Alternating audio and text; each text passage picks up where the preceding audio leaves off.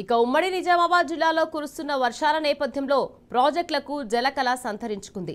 Nizam Sagar project 1405 అడుగులకు గాను ప్రస్తుతం 1403 అడుగులకు గాను చేరుకుంది. ఇన్ఫ్లో 70,000 నుంచి 1,00,000 క్యూసెక్కుల ఇన్ఫ్లో కొనసాగుతుంది. మరోవైపు శ్రీరామ్ సాగర్ ప్రాజెక్టుకు భారీగా వరద రావడంతో 34 గేట్లు ఎత్తి గోదావరి నదిలోకి నీటిని విడుదల చేస్తున్నారు. నిజాం సాగర్ ప్రాజెక్టు నుంచి మరింత సమాచారం మా ప్రతినిధి రవీంద్ర అందిస్తారు.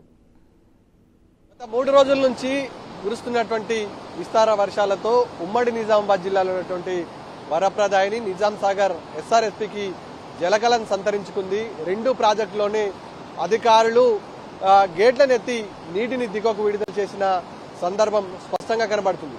మనం నిజాం సాగర్ ప్రాజెక్టు పరిసర ప్రాంతాల్లో ఉన్నాం. నిజాం సాగర్ ప్రాజెక్టు పరిసర ప్రాంతాల్లో ఎగువ ప్రాంతాల్లో ఉన్నటువంటి కాళేశ్వర జలాలతో పాటు హల్దీవాగు, గన్నపురం, సింగూరు జలాలతో జలకళను సంతరించుకుంది నిజాం సాగర్.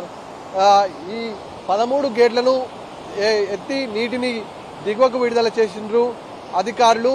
అటు ఎస్ఆర్ఎస్పీ పరిస్థితి కూడా అంతేగా ఉంది. ఉత్తర తెలంగాణ వరప్రదాయిని శ్రీరామ్ సాగర్ తో పాటు ఇటు నిజాం సాగర్ పర్యాటక ప్రాంతంలో ఉన్నటువంటి దాదాపు 1,50,000 ఎకరాలకు ఖరీఫ్ పంటకు సాగునీరు అందించేటువంటి బహుళార్థక సార్థక ప్రాజెక్టు అయినటువంటి నిజాం సాగర్ ప్రాజెక్టు 13 గేట్లను ఎత్తి దిగువకున్నటువంటి ఇటు బాన్స్వాడ, జుక్కల్, అదేవిధంగా అటు బోధన్, నిజామాబాద్ రూరల్, అర్బన్ మీదుగా అటు ఆర్మూరు, బాల్కొండ నుంచి కొంత మిగులు జలాలు ఎస్ఆర్ఎస్పీలో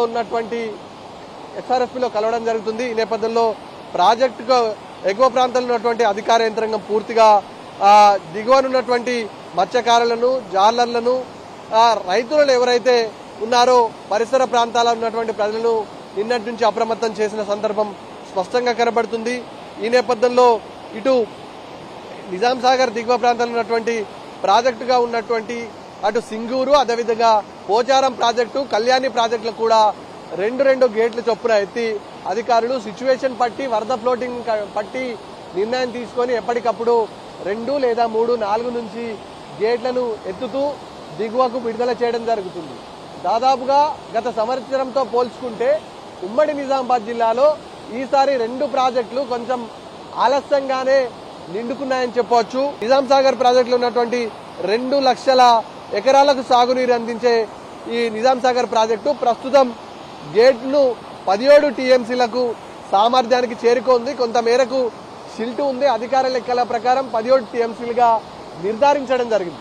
ఈ నేపథ్యంలో ప్రస్తుతం 15 టీఎంసీల నీళ్లను బ్యాలెన్స్ చేస్తూ అధికారులు 13 గేట్లను ఎత్తి దిగువకు విడుదల చేస్తున్నారు. సుదూర ప్రాంతాల్లో మహారాష్ట్రలో కురుస్తున్నటువంటి భారీ వర్షాలు తోడు కావడంతో ఎస్ఆర్ఎస్పీ ప్రస్తుతం 80 టీఎంసీలకు కుదించడం జరిగింది. 75 టీఎంసీలకు ప్రస్తుతం నీరు చేరువవుతున్నట్లుగా అధికార యంత్రాంగం చెప్తున్నది. ఈ నేపథ్యంలో 5 టీఎంసీలను బ్యాలెన్స్ చేసి ప్రాజెక్టుకు ఎప్పటికప్పుడు అలర్ట్ చేస్తూ అధికార యంత్రాంగం దానికి రైతులకు, ముఖ్యంగా కింద దిగువ ఉన్నటువంటి నల్గొండ, అదేవిధంగా పరిసర ప్రాంత ప్రజలకు కొంత మేరకు ఉపశమనం కలగచ్చు.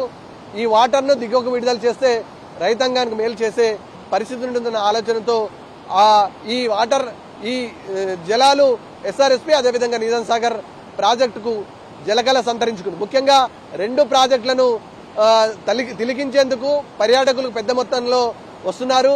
పోలీసులు కూడా ఆంక్షలు విధించారు. డ్యాం పైకి పరిసర ప్రాంత ప్రజలకు రావద్దని ఇప్పటికే పశువుల కాపరితో పాటు పర్యాటకులకు హెచ్చరించడం జరిగింది.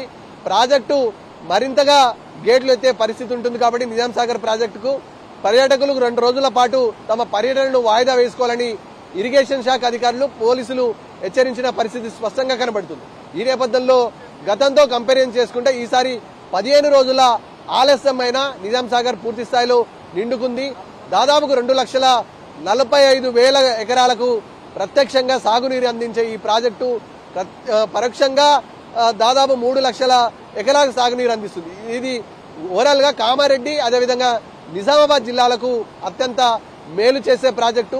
రైతులు సంతోషం వ్యక్తం చేస్తున్నారు. ముఖ్యంగా పర్యాటకుల సందడితో ప్రాజెక్టు జలకళను సంతరించుకున్నాయని చెప్పవచ్చు. మరి 2 రోజుల పాటు వర్షాలు ఇదే విధంగా కురిస్తే మరికొన్ని గేట్లు ఎత్తే పరిస్థితి ఉంటుందని ఇరిగేషన్ అధికారులు చెప్పడం జరుగుతుంది.